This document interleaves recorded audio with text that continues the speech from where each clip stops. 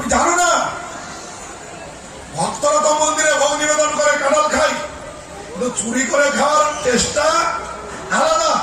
গোকুলে ছিলাম, এই নন্দ যশোদার ঘরে কি ননি মাখন কম ছিল? ছিল? চুরি করার দরকার আছে না। তথাপি আমি ব্রজের ঘরে ঘরে গিয়ে ননি মাখন চুরি করে করে খেতাম। এই চুরি করে খাওয়ার আনন্দ তুমি জানো না। চলো, এইভাবে রঘুদাসকে নিয়ে গেছে, নিয়ে গিয়ে ওই বাগানে ঢুকেছে। সবচেয়ে বড় কাঁঠাল যে ঘরে রয়েছে, যে কাছে, রঘুদাসকে বলছে রঘু তুমি ওঠো, তুলে দিয়েছে। আর বড় কাঁঠালটা পারবে, যেই রঘু পারতে গিয়েছে ওর ঝুলটা সামলাতে না পারে মাটিতে পড়ে গেছে, আওয়াজ হয়েছে, আর তাহারে এসে গেছে বাগান।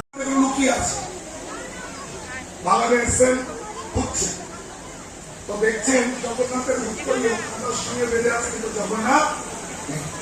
তখন বুঝতে পারলেন হ্যাঁ নিশ্চয়ই জগন্নাথ রাজার বাগানে কি কাঁঠাল চুরি করে।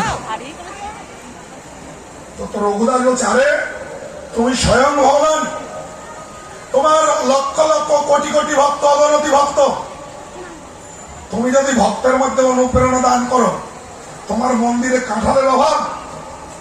বলুন অভাব?